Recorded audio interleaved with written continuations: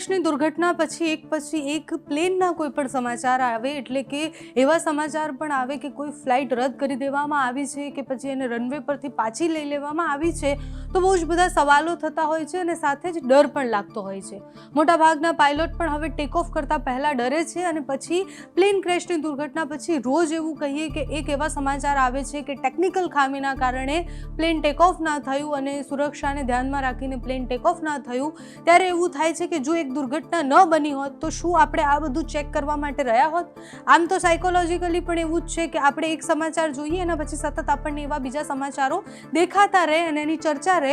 એવું જ કંઈક આ પ્લેન ક્રેશની અને પ્લેનમાં કોઈ તકનીકી ખામી હોય એ વાળા સમાચારની પણ ઘટનાઓ છે. ગઈકાલે ફરી એકવાર એક પ્લેન જે અમદાવાદથી દહેરાદૂન જતું હતું એ ફ્લાઇટમાં એન્જિનમાં ખામીના કારણે એને રનવે પરથી પાછું લેવામાં આવ્યું. નમસ્કાર, આપની સાથે હું છું પાયલ.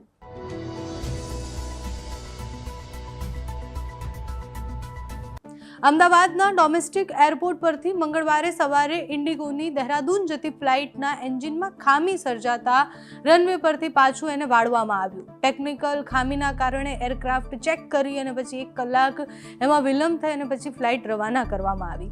અમદાવાદથી દહેરાદૂન ફ્લાઇટ બપોરે 2:55 કલાકે એટલે બપોરે 2:55 ત્યાંથી ટેક ઓફ કરવાની હતી. ફ્લાઇટમાં 170થી વધુ પેસેન્જરો સવાર હતા. તમામનું લગેજ ચેકિંગ થઈ ગયું હતું. સિક્યોરિટી ને બધું ચેક થયા પછી એરક્રાફ્ટમાં બેસી પણ ગયા હતા.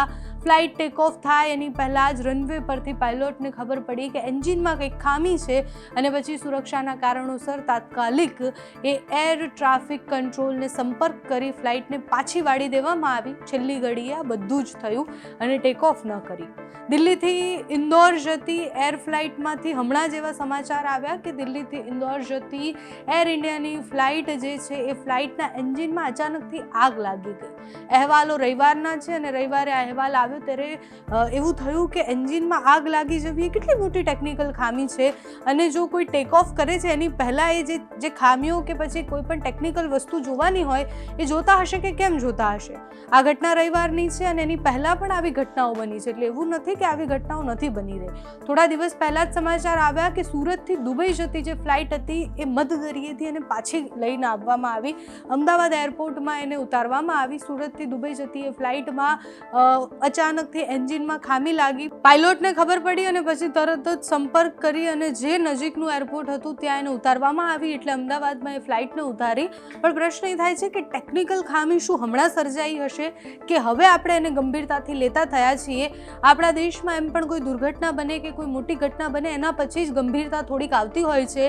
આ કેસમાં પણ એવું છે. સતત એક પછી એક આવતા સમાચારો, પાયલોટને લાગતો ડર, ટેકનિકલ ખામીઓ, સાથે જ પેસેન્જરને લાગતો ડર અને હવે જે રીતના સુરક્ષાને ધ્યાનમાં રાખીને નાનામાં નાની ખામી હોય તો પણ એ ફ્લાઇટને ટેક ઓફ કરવામાં નથી આવતું, એ ખૂબ સારી વાત છે. પણ એનાથી પણ સારું એ થઈ શકે કે આપણે મેન્ટેન રાખીએ એને. ટેકનિકલ ખામી છે તો આપણે વહેલા જે પેસેન્જર છે એને જાણ કરી દઈએ, ભલે 1 કલાક મોડું 2 કલાક મોડું, પણ એ બધી જ ખામીઓને ધ્યાનમાં રાખી અને એના ઉપર પહેલાં કામ કરવામાં આવે તો બહુ જ બધા લોકો એવા છે કે જે અત્યારે બહુ જ બધા લોકોનો ભરોસો ડગી ગયો છે.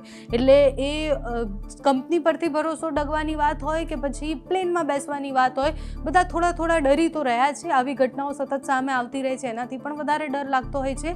પણ બધાનો સોલ્યુશન એક જ છે કે બધા સતર્ક રહીને પોતપોતાનું કામ સારી રીતના કરે તો આવી ઘટના ન બને. કોઈ પણ અનિશ્ચિત જે ઘટનાઓ હોય છે એવી ન બને એ આશા છે. તમારું આ વિષય પર શું માનવું છે અમને કમેન્ટ્સમાં જણાવજો.